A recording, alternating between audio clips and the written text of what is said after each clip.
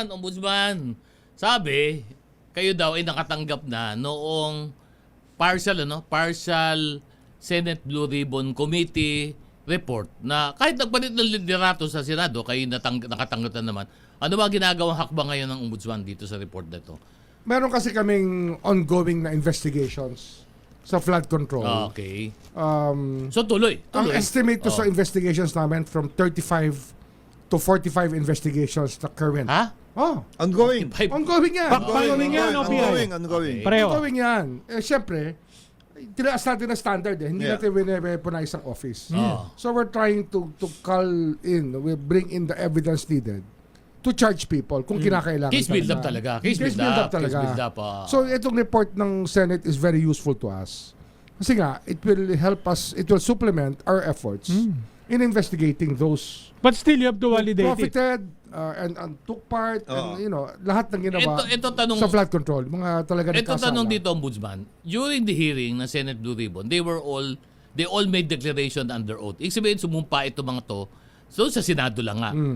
Ito ba considered ba to in law na statement, sworn statement? Pwede na to i-consider also as a sworn statement pagdating sa inyo? Yung Senate report, of course, will be Kasama na yun. Hindi, kasama yung mga transcript, di ba? Yung mga Kasama affidavit. transcripts eh. Oh, Considered na yun, under oath na yun. Yes, but we will Validate. need to validate it. Validate. Siyempre. But at least, But they will hindi na kayo manggagaling sa zero. Yes. Hindi.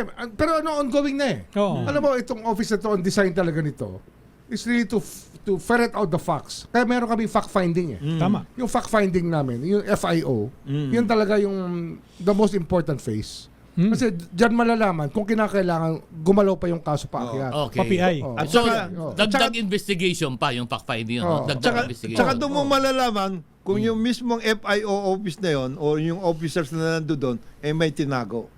Parking. Oo, may mga ganun. Maraming ganun. Maraming ganun. Maraming ganun. Kaya maganda itong Senate report na ito because it will help you lead to other things. Kahit pa paano. Kahit maski pa paano. paano. Pero Paano? marami kami nahihinog ah.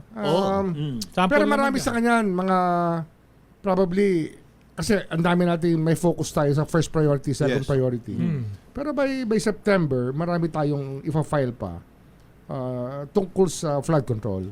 Tsaka yung mga conflict of interest Yes. cases. Ang dami yan, Dalawa. Yung conflict, Oo. napakarami. Yan, Conflict of low-hanging interest. fruits talaga yan. Oo. At Yung saka conflict. ito... So 35 ongoing Actually, maganda. a little more than 35. Yan 35 ba na yan? Kasi ngayon, na-monitor na natin yan.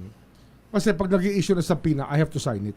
Ikaw na. Ikaw lang. ganun When na it ba? comes to Not Congressman. Ano ba ngayon? Not anybody else. Not anybody Centralized else. tayo. Centralized sa akin. Merong pay grade.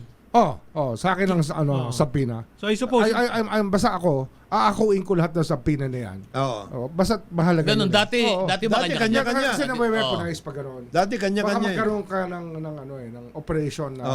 Oh, Baka magka-maverick operation yan. Iyo. Meron. Ako inaako ko talaga. Oo. Sabi ko sa kanila, ako naaako niyan. Para wala masasabi. At least, Tungkol sa opisina natin na meron tayong ginagatasan dyan. Hindi pwede sa akin yan.